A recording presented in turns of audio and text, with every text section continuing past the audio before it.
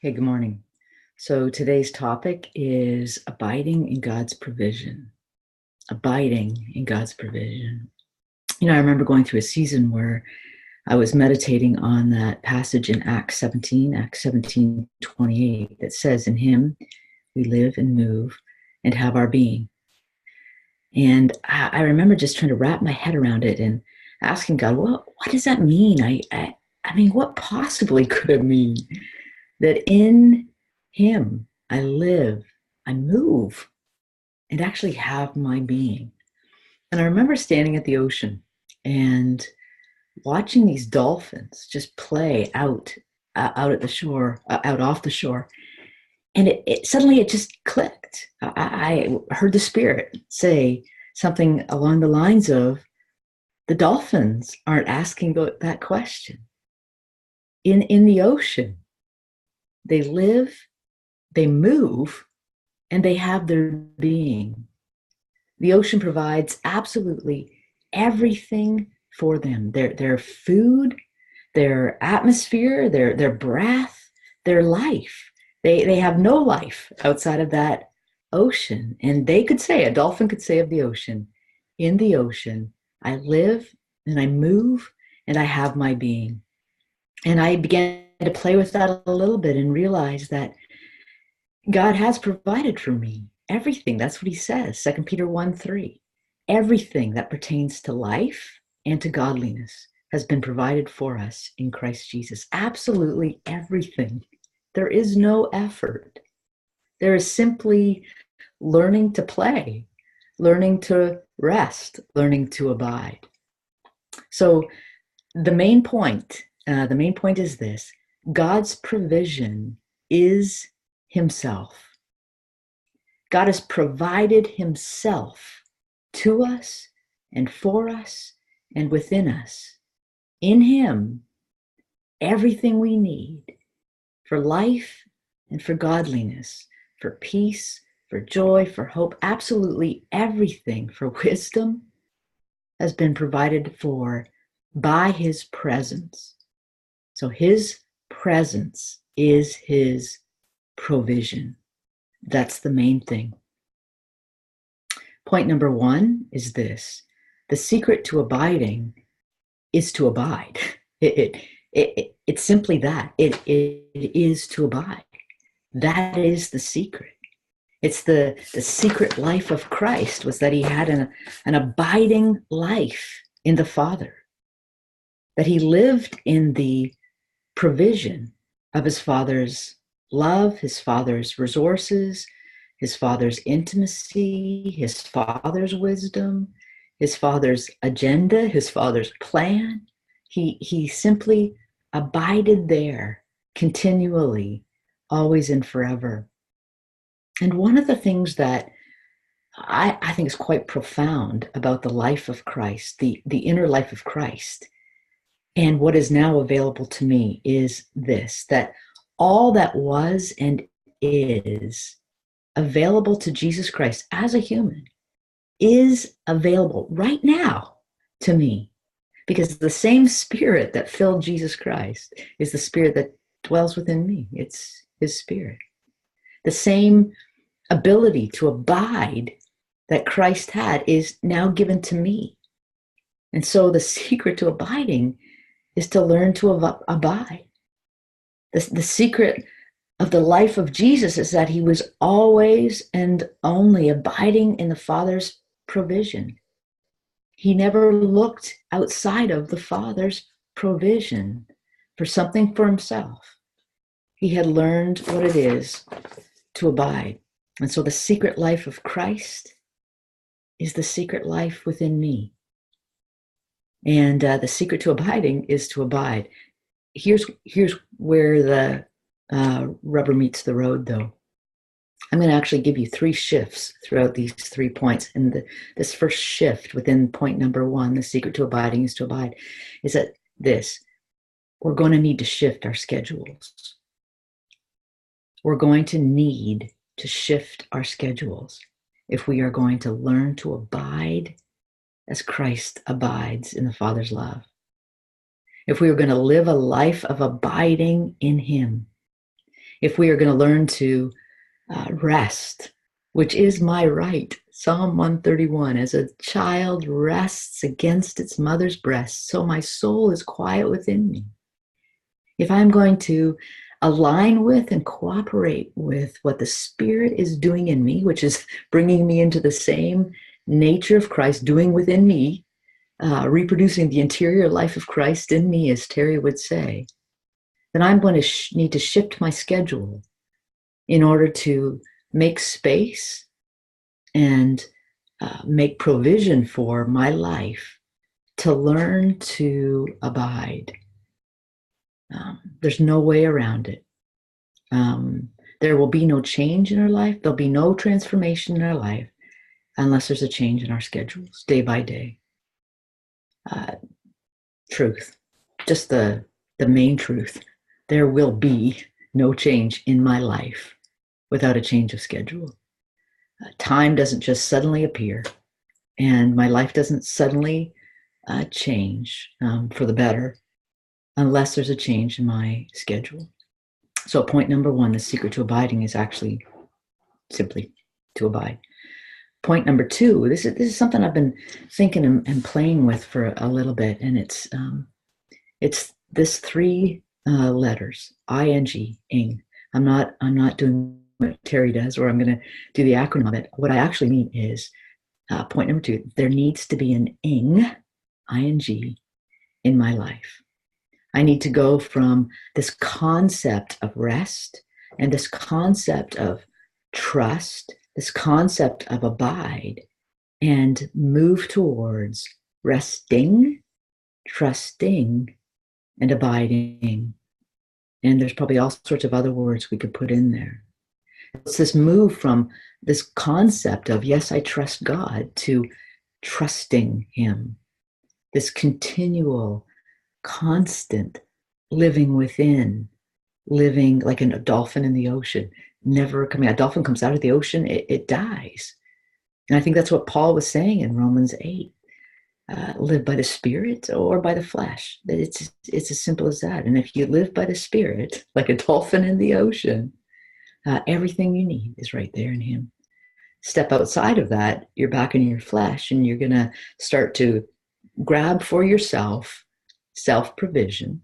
You're going to live in some self-protection. It's going to be all centered around you trying to do your darndest to live like Christ, which is the inauthentic life. We're not called to live for Jesus.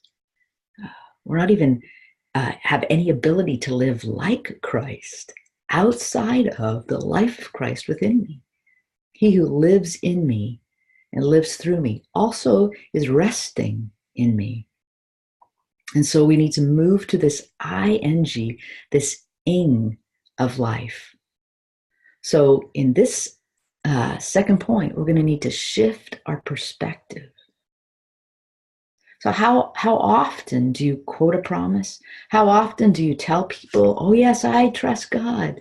Oh, I love God. But am I loving God? Here's a one. I cannot say I love someone and not be loving towards them. It just doesn't work. And perhaps that's where a bunch of us have kind of got lost. And maybe that's why the world looks at the church and says, you're a bunch of hypocrites, because they aren't experiencing lovingness from us. And maybe something needs to, maybe even more than a shift of perspective. But let's just stick with that word, shift my perspective. Am I going to tell somebody I love you, but I'm not loving towards them? Am I going to tell somebody I trust them, but I'm not trusting towards them? Am I going to tell God, I trust you, I rest in your provision,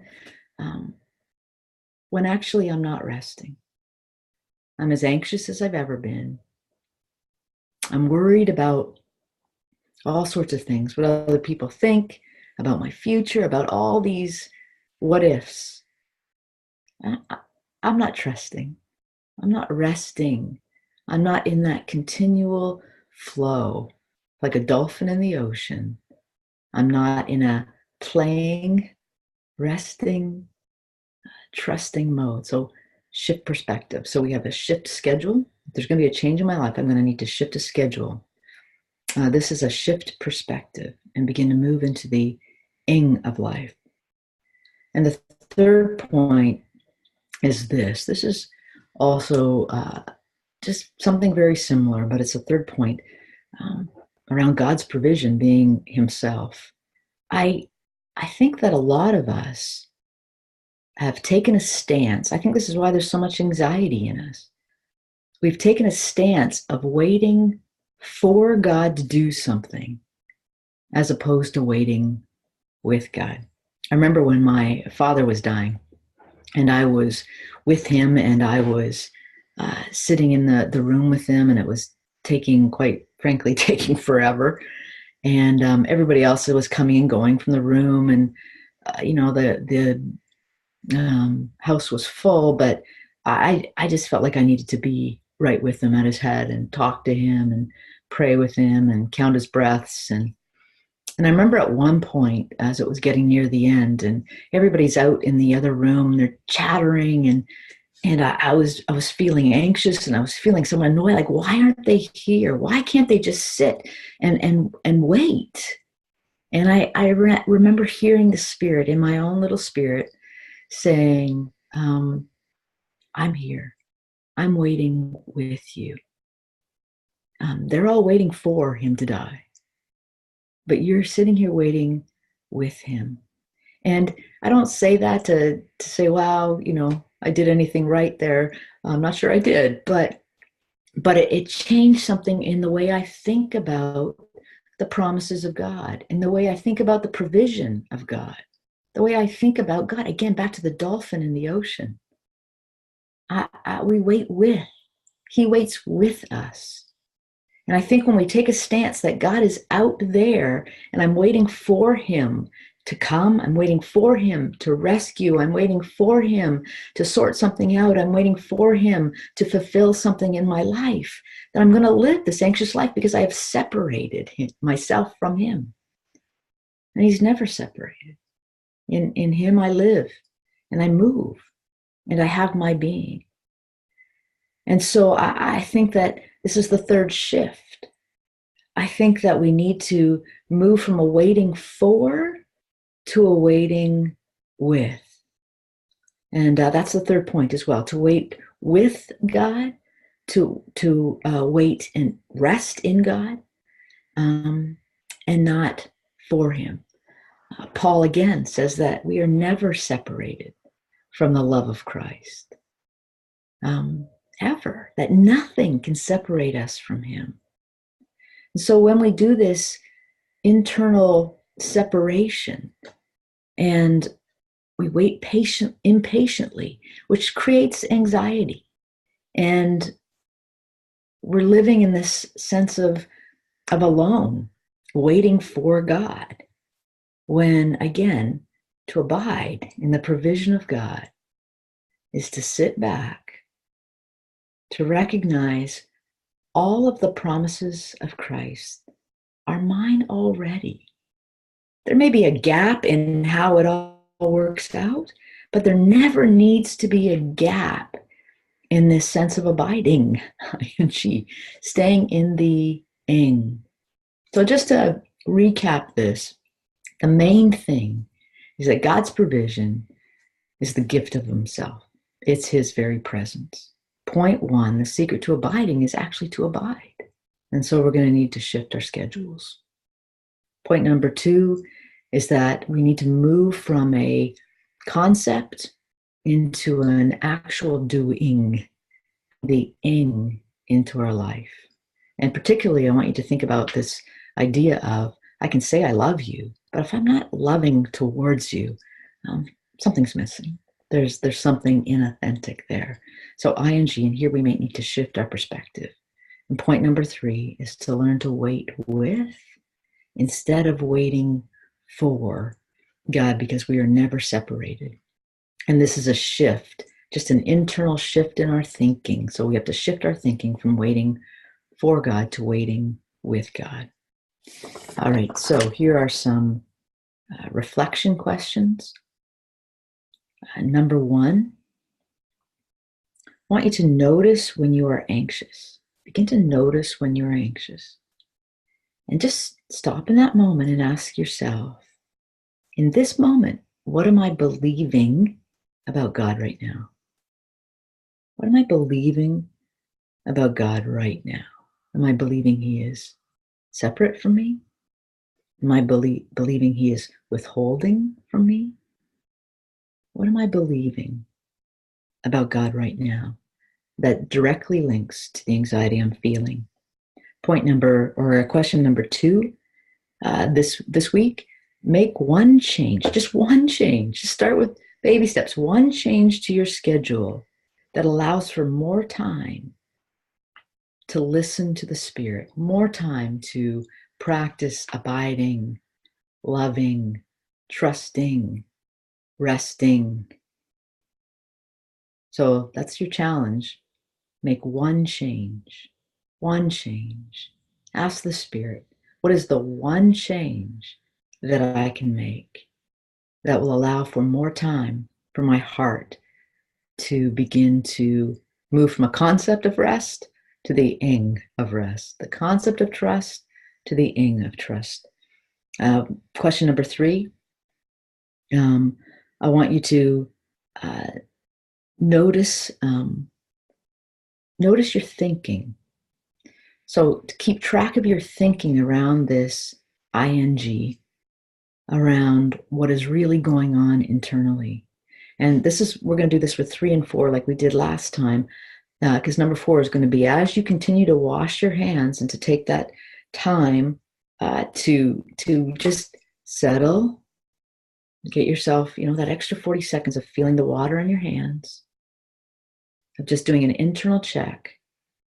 I want you to specifically ask this question of your own soul. What is actually going on here? So point number 3, I want you to notice what is actually going on inside you. What are your actual thoughts? What is the actual state of your body? Are you holding anxiety somewhere? Are you rushing? Is your heart rate up? Are you settled? Are you aware of God's presence right now? Can you imagine the dolphin in the ocean in that moment when you're washing your hands, and begin to shift those things? And so point number 4 is I want you to continue with the hand washing. Just every time, every chance you get to wash your hands 6-7 times a day.